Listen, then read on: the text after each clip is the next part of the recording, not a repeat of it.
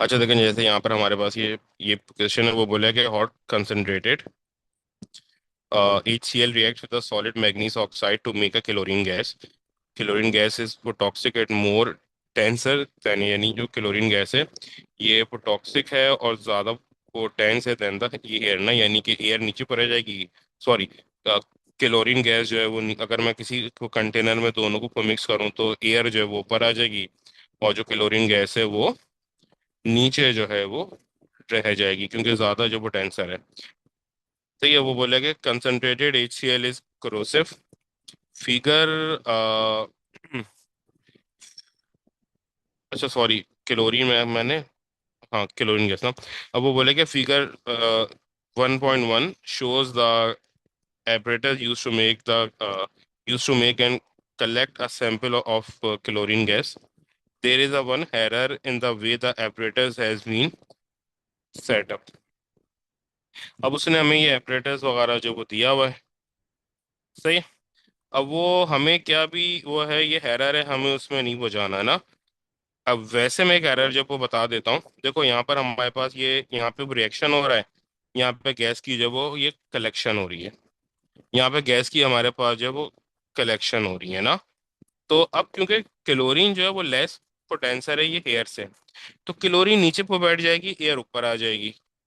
अब नीचे क्योंकि कोई वो नहीं है तो क्लोरीन यहाँ से जो है वो रिमूव ये हो जाएगी। तो ये जो अपर्ड ये जो डिलीवरी ट्यूब है उसको हमें नीचे की तरफ जो है वो बनाना होगा, सही, ताकि मेरी जो क्लोरीन है वो नीचे की तरफ जो है वो कलेक्ट हो सके। Name the item name the item of apparatus labelled x in the figure 1.1। X हमारे पास क्या है, एक्स जो है वो कॉनिकल फ्लास्क हमारे वो पास है ना, ये हमारे पास क्या है, ये हमारे पास कॉनिकल फ्लास्क है।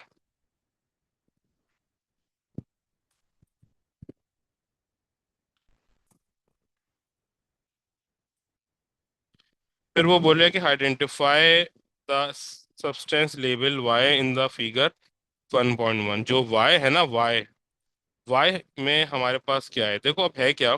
अब इस चीज को जरा ये वो समझो ना, वो बोल रहा है कि हॉट यहाँ पे हमने यहाँ पर लिया है HCl और यहाँ पे हमने लिया है मैग्नीस ऑक्साइड ना, सही है। अब देखो हमें इन उसने कहा ना इन दोनों का हम ये रिएक्शन कर रहे हैं, hot concentrated HCl with the solid manganese oxide. तो हमें ये पता कैसे पता चला कि भाई इसमें से ऊपर वाला HCl है, नीचे वाला मैग्नीस ऑक्साइड है। भाई जाहिर सी बात है, सॉलिड को ऊपर थोड़ी कि हम लेंगे, ऊपर तो वो लिक्विड ही आएगा ना। जब हम टैप ओपन करेंगे तो जो HCl होगा वो लिक्विड, वो MnO2 वो ये MnO सॉलिड में वो गिर जाएगा, सही। तो ऊपर तो हम लिक्विड ही ये लेंगे ना, सही। तो वाई में क्या है, वाई में हमारे पास HCl है।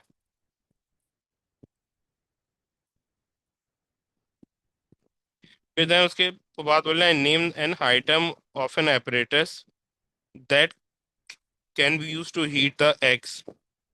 यानी जो एग्स हमारे पास है, कॉनिकल फ्लास्क हमारे पास है, इसको हम कैसे हीट को कर सकते हैं। तो एक ही हमारे पास ज़्यादातर आता है, बंसन ये बर्नर ना, बंसन बर्नर, ये हम जो है हीटिंग के लिए यूज है वो करते हैं।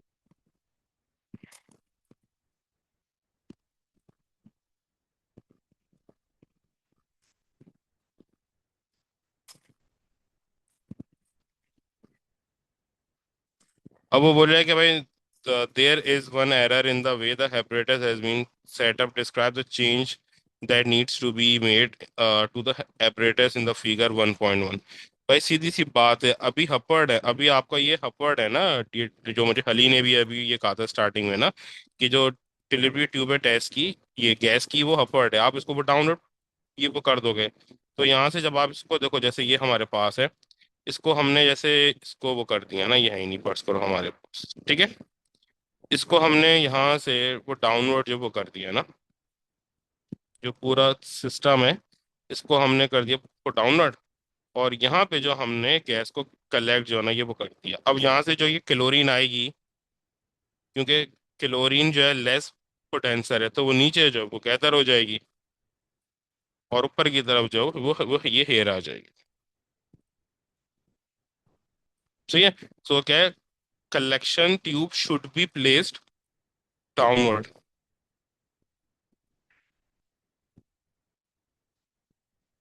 Collection tube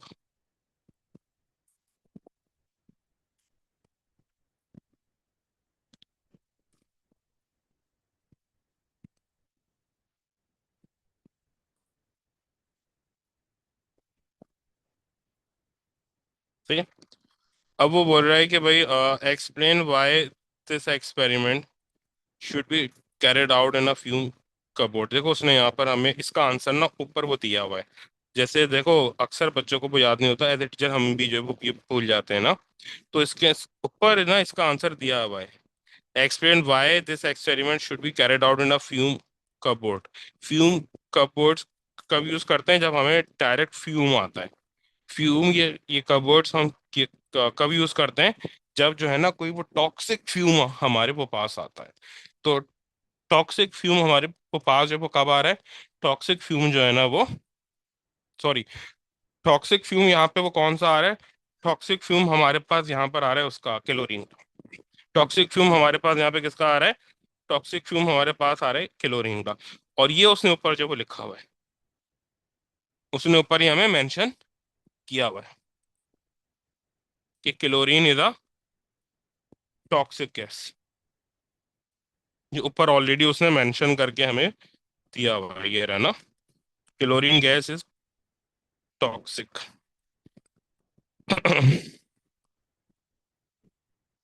chlorine is a toxic gas. तो ये आपके पास जो है ना इसका आंसर हो गया। चलो अब जरा अब नेक्स्ट वाले पे आते हैं, ये तो हमने कर लिया पूरा।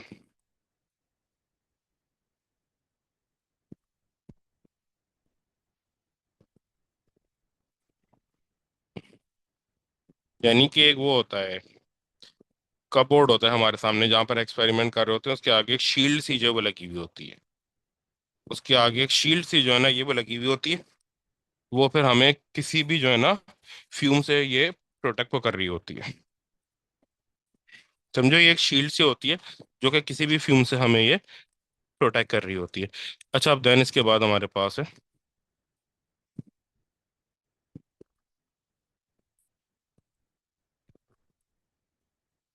वो बोल रहा है कि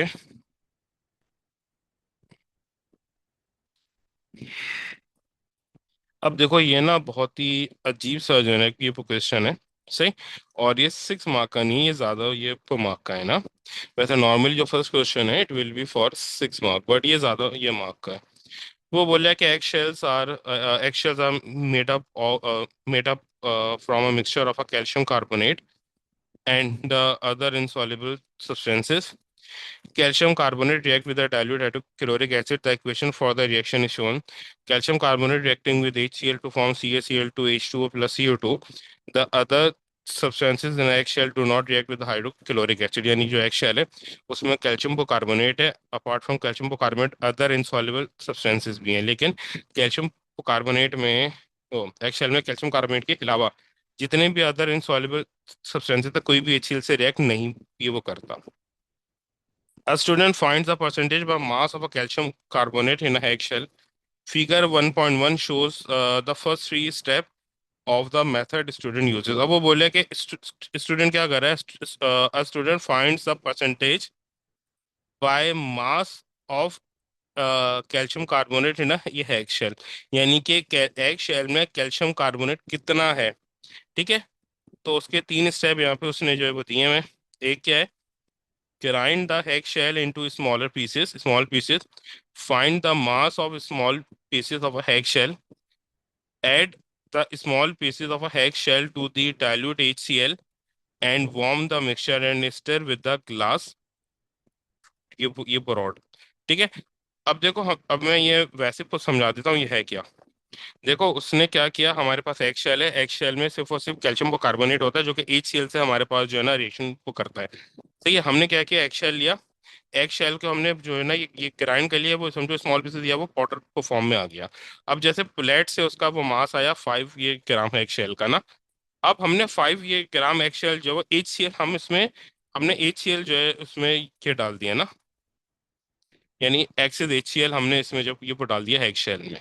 ठीक है, अब एग शेल में हमने HCl जब डाल दिया तो अब देखो अब सिर्फ एग शेल में कैल्शियम कार्बोनेट ऐसी चीज है जो कि HCl से रिएक्शन जो ये वो करती है। सही है। और हम मिक्स भी जो वो करते रहे। सही है। फिर हुआ क्या कि रिएक्शन जब HCl कैल्शियम कार्बोनेट से रिएक्शन करेगा तो CaCl2 फॉर्म होगा प्लस CO2 फॉर्म होगा प्लस H2O जब वो बनेगा। तो जितना भी कैल्शियम कार्बोनेट था एग शेल में, वो HCl से रिएक्शन को करता रहा और CO2 के हेफरवेसेंस जो है वो आते रहे। जैसे ही CO2 के हेफरवेसेंस आने को बंद हुए, तो भैया हमें यहाँ पे पता को चल गया कि सारा का सारा कैल्शियम कार्बोनेट यहाँ पे वो खत्म हो गया है। हमें यहाँ पे पता चल गया कि सारे का सारा कैल्शियम कार्बोनेट यहाँ पे वो खत्म हो गया है। अब क्योंकि जो बाकी चीजें एक्सेल की ये पढ़ा गई थी, वो तो HCl से रिएक्शन करती ही ये नहीं है। सही है। तो हमने क्या किया कि हमने ये फिल्टर कर लिया। जो बाकी ये वो चीजें थी HCl, वो अब ये अलग हो गया। और एग शेल की जिन चीजों ने HCl से रिएक्शन नहीं किया था वो भी जो है वो अलग हो गई। तो जो चीजें एग शेल की वो रह गई जिन्होंने कैल्शियम कार्बोनेट से रिएक्शन नहीं को किया था, हमने उनका मास कैलकुलेट जो ये कर लिया। तो लेट से 4 ग्राम जो है ना मास हमारे को पास आया। तो इसका मतलब जब ये वो क्या हुआ कि out of 5 gram 1 gram calcium को ये कार्बोनेट था जिसने HCl से रिएक्शन को कर लिया और CaCl2 ये बना लिया ना। यानी कि वो पूरे का वो पूरा क्या हो गया, कंज्यूम हो गया। तो जो मास हमारे को लॉस हुआ वो किसका था, कैल्शियम को कार्बोनेट का था। तो इस तरीके से हम ये करते हैं, ये आपके प्लानिंग एक्सपेरिमेंट के अंदर भी आ सकता है। अब वो बोला कि describe what is seen when the calcium carbonate in the egg shell react with the dilute HCl। जब हम डाइल्यूट HCl डालेंगे तो भाई एक ही चीज हमें यहाँ पे जो नजर आएगी, और वो एक चीज क्या होगी, CO2, कार्बन डाइऑक्साइड, यानी एफरवेसेंस ऑफ कार्बन डाइऑक्साइड।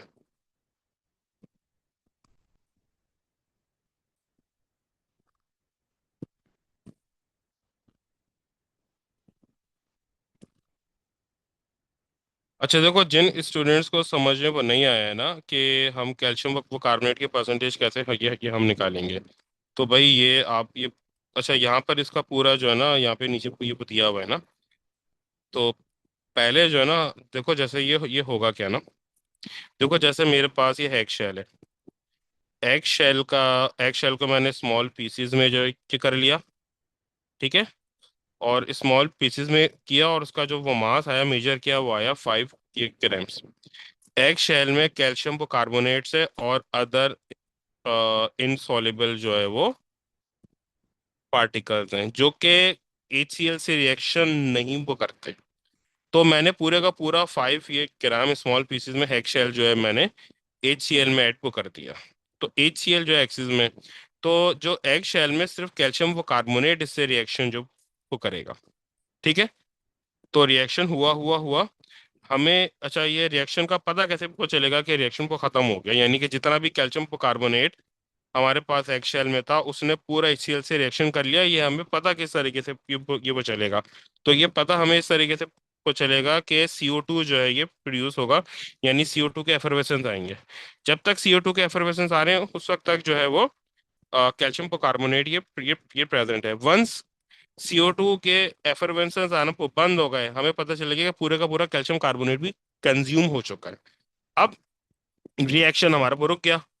अब हमने तो जो 5 ग्राम HCl को डाला था उसमें कैल्शियम को कार्बोनेट के साथ इनसॉल्युबल वो पार्टिकल्स भी थे। तो उन्होंने तो HCl के साथ रिएक्शन ये नहीं किया। तो आफ्टर द रिएक्शन हमारे पास जो CaCl2 बनाए और HCl को बनाए उसके साथ वो इनसॉल्युबल वो पार्टिकल्स भी हैं जो HCl से रिएक्शन नहीं वो करते हैं। सही है, वो भी हमारे पास हैं। तो अब मैं वो करूंगा क्या, मैं फिल्ट्रेशन वगैरह ये वो करूंगा, और ये जो इनसॉल्युबल वो पार्टिकल्स हैं उनको मैं अलग जो वो कर लूंगा। उनको मैं अलग के कर लूंगा। जब मैंने इन इनसॉल्युबल पार्टिकल्स को अलग मैंने किया, तो मैंने इनका मास जो मेजर किया, इनका मास आया 4 ग्राम। ये ऐसे ही समझाने के लिए मैंने ये बताया, इनका मास वैसे जो है अलग होगा कुछ। सही है। तो इसका मतलब जब वो क्या हुआ कि मेरे पास 5 ग्राम पूरा एग शेल का ये मास था जिसमें से इनसॉल्युबल पार्टिकल्स का मास ये कितना था, ये 4 ग्राम। तो कैल्शियम ये कार्बोनेट का कितना होगा, जो बाकी 1 ग्राम जो बच गया जो रिएक्शन में कंज्यूम हो गया। जो पूरा रिएक्शन में कंज्यूम हो गया है, ठीक है।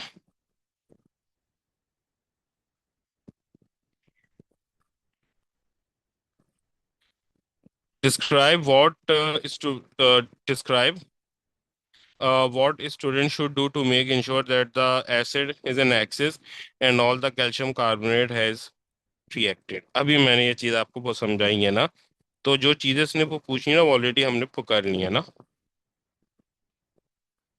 हमें ये पता कैसे को चलेगा कि हम जो है ना, जो वो होगा, कोई CO2 के बबल्स को नहीं आएंगे, हम HCl एक्सिस में ऐड को करेंगे, बट बबल्स नहीं आ रहे होंगे, तो हमें पता को चल जाएगा कि पूरे का पूरा कैल्शियम कार्बोनेट खत्म हो गया है। We keep adding acid,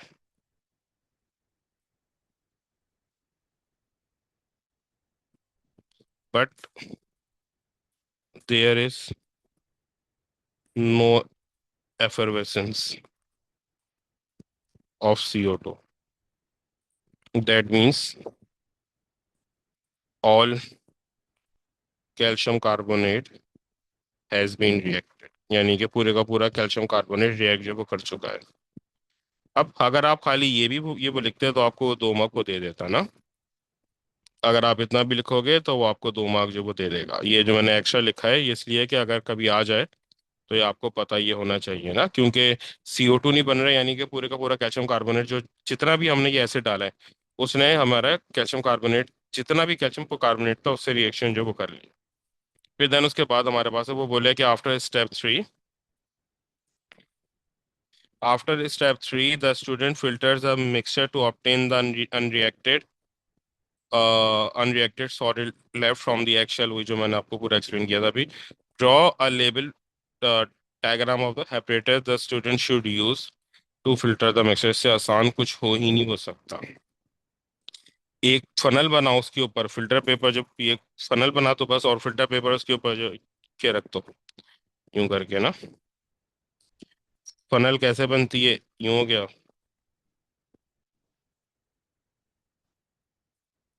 ये जो है फनल हो गई, और इसके ऊपर जो है ना यूं करके एक फिल्टर पेपर जो वो रखो, ठीक है।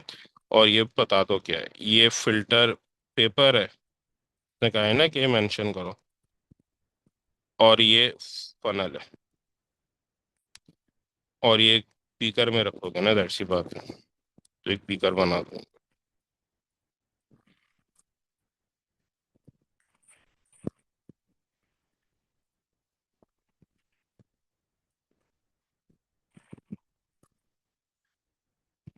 अरे,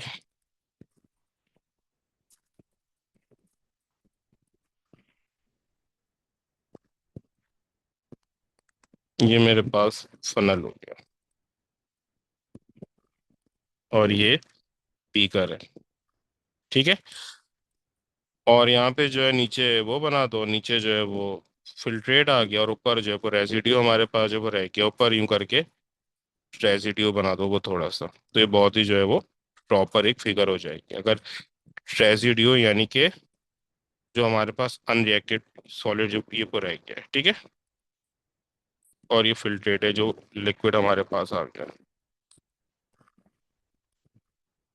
सही। तो मैं यहाँ पे पूरा मिक्सचर जो डालूंगा, जो इनसॉल्युबल जो ये पार्टिकल्स है वो ऊपर हमारे पास जो रह जाएंगे, और नीचे हमारे पास पूरा जो है वो लिक्विड आ जाएगा नीचे, ठीक है। जो भी HCl और CaCl2 था, HCl बचा था, CaCl2 जो फॉर्म हुआ था। फिर देन उसके बाद हमारे पास है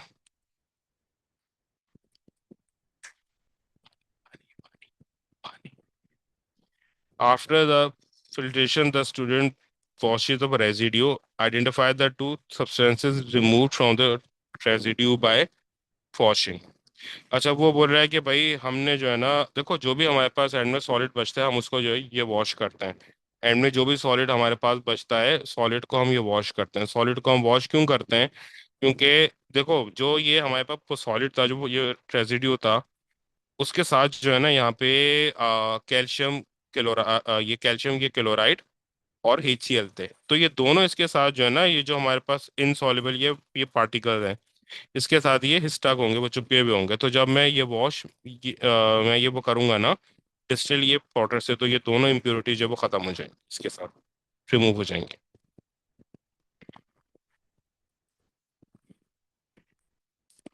हाइड्रोक्लोरिक एसिड और HCl।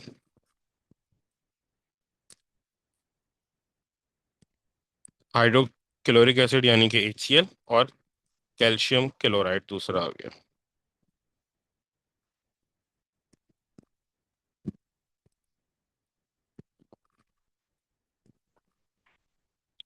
अच्छा, देन उसके बाद हमारे पास है, वो बोल रहा है after washing the residue, the student dries the residue in an oven. The student then measure the mass of a dry residue. The masses the student records are shown in the table one. The mass of a small pieces of eggshell, small pieces of eggshell वो कितना था, 2 ग्राम था। ठीक है। फिर जो and में वो मास हमारे पास वो बचा, वो कितना था, 0.11 ग्राम। वो बोला है the data, use the data in the table 1.1 to calculate the percentage of mass of calcium carbonate in the eggshell। यानी एग शेल में हमारे पास जो है कैल्शियम कार्बोनेट वो कितना है। तो भाई अभी मैंने बताया ना, जो एग शेल का मास होगा उससे जब रेजिड्यू का मास हम सब्ट्रैक्ट कर देंगे, तो हमारे पास यहाँ पे कैल्शियम कार्बोनेट का मास आ जाएगा। अब इसकी हमें ये बताना है कि ये कितना वो परसेंट है out of total egg shell.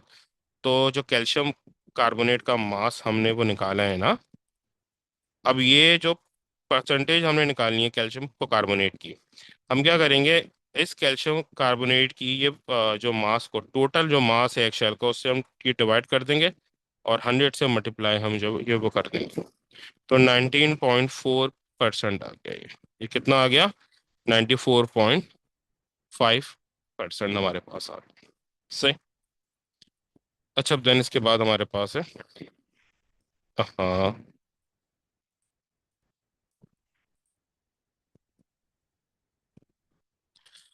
अब देखो जैसे यहाँ पे हमारे पास है ना, अब देखो यहाँ पर हमारे पास जो है ना फर्स्ट ये क्वेश्चन है, वो हमें यहाँ पे वो बोल के आ रहा है ना, वो हमें यहाँ पे बोल रहा है कि भाई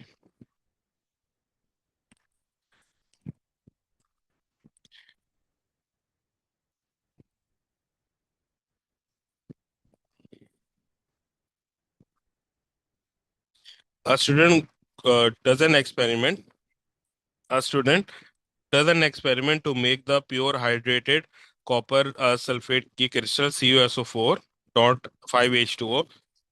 The student makes aqueous copper sulfate by reacting a dilute acid with the excess copper oxide. Name the acid। अब वो बोल रहा है कि भाई हम कॉपर सल्फेट जब वो बना रहे हैं ना, और किससे हम ये बना रहे हैं, कॉपर सल्फेट हमारे पास है, जाहिर सी बात है सल्फ्यूरिक एसिड ही होगा ना। कॉपर सल्फेट हम बना रहे हैं, और किससे बना रहे हैं, कॉपर ऑक्साइड का रिएक्शन किसी एसिड के साथ कर रहे हैं।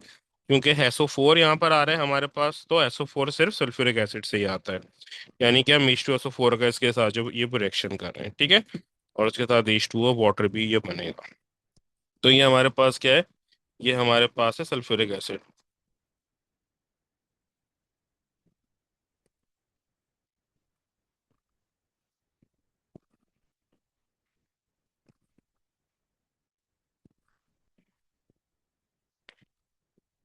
तो ये हमारे पास है सल्फ्यूरिक एसिड।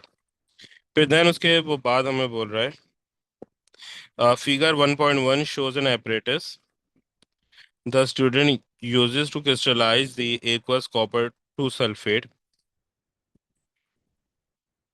अब देखो हमारे पास यहाँ पे ये apparatus है, हम क्या कर रहे हैं, जो aqueous copper to sulfate salt है उसको हीट कर रहे हैं। ठीक है, इसको हम क्या कर रहे हैं, इसको हम बेसिकली हीट कर रहे हैं ना, और जब हीट करेंगे तो दैट सी बात है, ये हमारे पास वो हो जाएगा। अच्छा, इसको हीट ना हम ये डायरेक्टली नहीं कर रहे हैं, यहाँ से हम पहले ये वाटर को हीट कर रहे हैं, वाटर के पेपर्स ऊपर जाएंगे, और ये जेंटल ये हीटिंग है, ये एग्रेसिव हीटिंग जो है कि नहीं है। अब वो बोल रहा है कि जो कॉपर सल्फेट जिस एपरेटस में हमारे पास है, ये क्या है, इसको बोलते हैं, जो एक्सेस को बोलते हैं एवोपरेटिंग डिश। इसको क्या बोलते हैं, एवोपरेटिंग डिश, जिसमें वाटर हमारा एवोपरेट होता है। हाँ, ये भी जो ये बोल सकते हो, बहुत सारे नाम इसके जो वो लिखे होते हैं मार्किंग स्कीम में। अब वो बोल रहे हैं कि भाई describe how the student decides when to stop heating until when to stop heating the aqueous copper to sulfate। भाई जब इसके ऊपर जब कॉपर सल्फेट के क्रिस्टल्स आने स्टार्ट वो हो जाएंगे, उस वक्त हम जो के रोक देंगे, इसको कूल डाउन होने के लिए छोड़ देंगे। तो जब कूल डाउन होने के लिए वो छोड़ेंगे, तो जब टेम्परेचर वो गिरेगा, तो इसके जो क्रिस्टल्स है वो सॉलिड में चेंज हो जाएंगे, यानी और ज़्यादा वो सॉलिड में चेंज हो जाएंगे। तो जब थोड़े से भी ये क्रिस्टल्स आना स्टार्ट होंगे, वहां पर हम इसको हीट करना छोड़ देंगे। सही। तो यहाँ पर हमारे पास है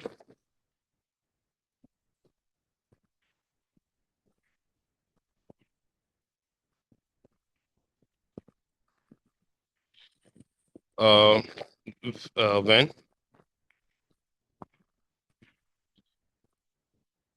क्रिस्टल्स स्टार्ट टू फॉर्म। सही। फिर देन इसके बाद हमारे पास है वो बोल रहा है कि suggest why habitats X is heated with water bath and not heated directly using the Bunsen burner use करते हैं।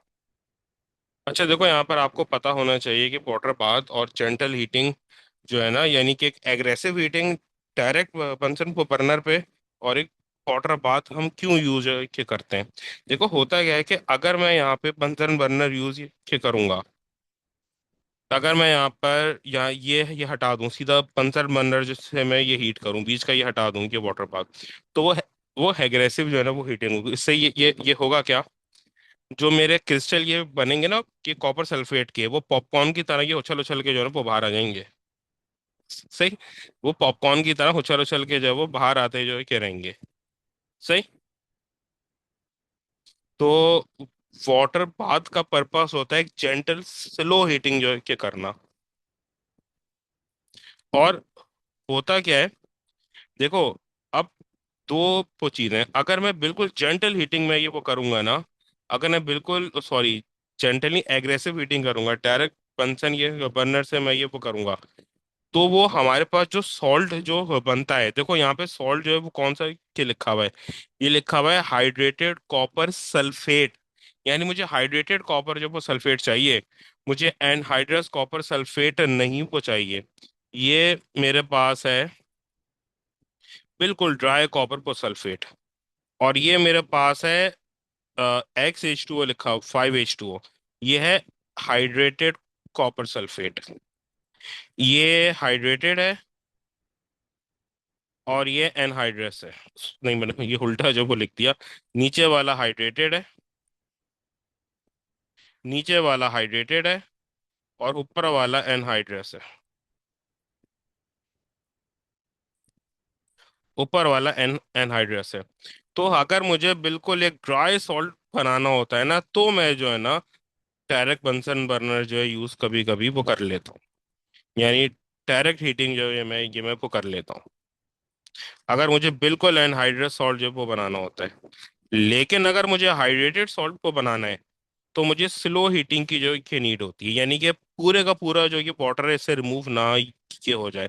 यानी ये क्रिस्टल तो हो, बट इसके साथ थोड़े से मॉलिक्यूल्स इसके साथ हो, ये हाइड्रेटेड क्रिस्टल जो जो है के बने। तो ऊपर मैंने हाइड्रेटेड क्रिस्टल जो वो बनाना था, तो इस वजह से मैंने यहाँ पे वाटर वो बात का यूज किया है। सही, यानी वाटर के जरिए इसको हीट किया है। सही।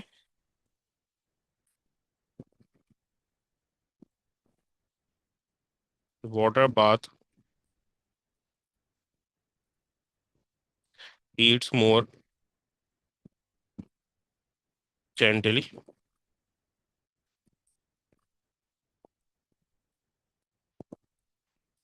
and it also prevent the loss of water of crystallization ना। जो ये हाइड्रेटेड जो ये 5H2O लिखा होता है, इसको वाटर ऑफ क्रिस्टलाइजेशन हम बोलते हैं ना। इट ऑल्सो प्रिवेंट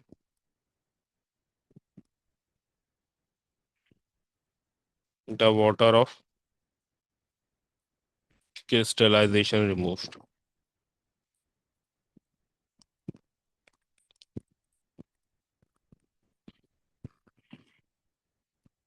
और अगर ये 3 मार्क का होता तो थर्ड में के पॉइंट के लगते हैं, एंड ऑल्सो प्रिवेंट, अगर ये थर्ड मार्क का होता, सॉलिड स्पिलिंग आउट, यानी स्प्लिटिंग आउट ना, सॉलिड स्प्लिटिंग आउट, ठीक है, वो सॉलिड के बाहर वो गिरने से वो रोकता। फिर देन उसके बाद हमारे पास है, वो बोल रहा है कि भाई describe the final step needed to produce a pure hydrated copper sulphate crystal. Final क्या होगा कि हम इसको जो हमारे पास है, जो हमने ये डिस्टिल वाटर से ये वॉश किया है ना, इसको हम ड्राई होने के लिए छोड़ दें ओवन में ना, क्रिस्टल को हम ड्राई के कर लें ना, यही होता है ना कि हम ये डिस्टिल ये वाटर से हम वॉश करते हैं और फिर ड्राई होने के लिए फिल्टर ये पेपर पे हम को छोड़ देते हैं, ठीक है। यहाँ पर हम ये वो करेंगे क्या, जो हमारे पास यहाँ पे ये क्रिस्टल आएगा उसको हम डिस्टिल ये वाटर से ये वॉश करेंगे और ये ड्राई होने के लिए फिल्टर पेपर पे छोड़ देंगे। तो लास्ट ये स्टेप क्या होता है, dry the crystals,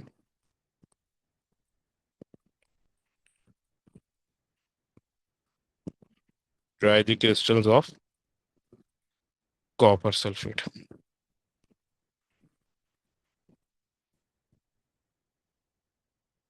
A student investigates how the stability of solid potassium nitrate varies with the temperature। यानी कि देखो एक बात याद को रखना है कि जितनी ज्यादा वो टेम्परेचर होगा उतनी ज्यादा वो सॉलिबिलिटी होगी, क्योंकि जब टेम्परेचर बहुत ज्यादा होता है तो इंटरमोलिकुलर फोर्सेस ये ओपन होती है, तो ज्यादा आसानी से चीजें जो है वो डिजोल्व जो है वो हो जाती हैं, ठीक है। अब वो हमें जो है ये बोल क्या रहा है यहाँ पे, अब उसके लिए एक्सपेरिमेंट क्या है, स्टेप ये वन क्या है, put 100 cm³ of water into a beaker at room temperature and measure the mass of a measure the mass of the beaker of water, यानी जिसमें हमारे पास ये वाटर है 100 cm³। Add some potassium nitrate to the water and stir the mixture until all the potassium nitrate dissolve, and repeat the step 3 and 4 until a small amount of undissolved solid remains in the beaker. Measure the mass of a beaker, measure the mass of a beaker of water and potassium nitrate, and repeat the step 1 to 6 using water at different temperatures. Step 8, calculate the mass of potassium nitrate dissolved in the beaker at each temperature. अच्छा देखो यहाँ पे ये basically हम जब ये कर क्या रहे हैं, हमने एक बीकर लिया, बीकर में हमने जो है ये वाटर लिया, बीकर लिया, बीकर में हमने जो है कि वाटर लिया, उसमें हमने पोटेशियम और नाइट्रेट जो डाला, ठीक है, और हमने इसको स्टिर किया। स्टिर किया तो स्टिर हम करें जब तक सारे का सारा पोटेशियम नाइट्रेट जो है वो डिजोल्व नहीं ये हो जाता। अब हमने इस तरीके से 2-3 मरतबा किया ना, सही है। अब हमने क्या किया कि हमने अब इसमें एट द एंड जो है ना, जो पोटेशियम नाइट्रेट हमने को डाला था उसका भी मास हमने पहले जो वो मेजर करते मास मेजर करके ही हमने क्या डाला था ना, जब हमने उसको पूरा मिक्स ये वो कर लिया, फिर हमने मिक्स वो करने के बाद उसका जो है ना मास कैलकुलेट जो वो कर लिया कि कितना पोटेशियम नाइट्रेट इसमें डिसॉल्व जो है ना वो हो गया है, सही। और यही स्टेप हमने कई मरतबा के लिए विद डिफरेंट टेम्परेचर ना। अब वो बोले कि the student doesn't make the important measurement, state the important measurement that the student need to make. अब यहाँ पर क्या है, यहाँ पर हमने कहीं पे भी टेम्परेचर जो है कि नोट किया है,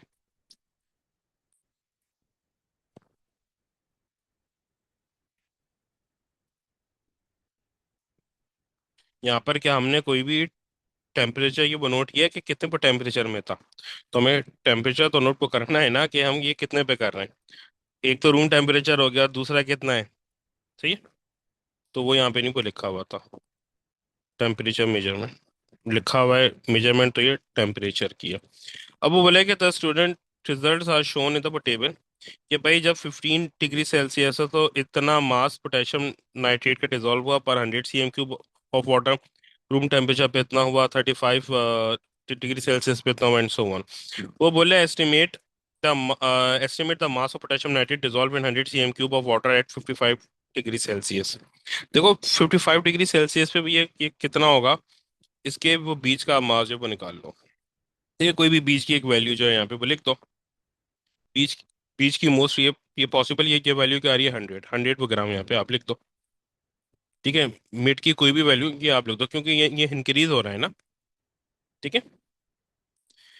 अब वो बोले कि भाई the student observe when the solution made at 75 Celsius is left at room the student observe when the solution made at 75 degrees Celsius is left at room temperature, a solid appears in the beaker. Explain why. वो बोले है कि जो हमने 75 degree Celsius पे solution वो बनाया था, जब हमने उसको ये वो छोड़ दिया और वो रूम टेम्परेचर पे आ गया, यानी 25 डिग्री वो सेल्सियस पे आ गया, तो कुछ सॉलिड जो है ना वो बीकर में अपेयर होना वो ये स्टार्ट हो गया। तो मैंने एक्सप्लेन अभी से पहले किया था कि जितना ज़्यादा वो टेम्परेचर होता है उतनी ज़्यादा वो सॉलिबिलिटी होती है। तो जब टेम्परेचर हमारा कम होने के लगा तो जब टेम्परेचर हमारा कम होने के लगा तो सॉलिबिलिटी भी हमारी डिक्रीज होना ये स्टार्ट हो गई। तो सॉलिबिलिटी ये डिक्रीज होगी तो जो वो सॉलिड है वो हपियर होना ये स्टार्ट हो जाएगा, यानी वो डिजोल्व से अनडिजोल्व हो जाएगा जब हम टेम्परेचर डिक्रीज हम करेंगे। क्या ये होता है ना कि भाई आपके पास ये पॉटर है, वाटर को आप डिफ्यूजर में के रख दो, तो ऐसा तो नहीं होता ना कि एक साथ जो है वो आइस के बन जाए। जैसे टेम्परेचर ये गिरता के रहता है, थोड़ी थोड़ी जो है वो ये बर्फ बनना स्टार्ट जो है वो हो जाती है। इसी के तरीके से जैसे जैसे आपने 75 डिग्री सेल्सियस जो वो कूल डाउन ये होता रहा टू दी रूम वो टेम्परेचर, तो आपका सॉलिबिलिटी डिक्रीज होती की गई और आपका जो है वो लिक्विड से सॉलिड में कन्वर्ट होता है वो चले गए, यानी सॉलिबिलिटी डिक्रीज होती वो चली गई। As the solution as a temperature, हाँ, as a temperature of solution decreases, the solubility the solubility also decreases, also decreases, solubility भी जो है डिक्रीज हो गई।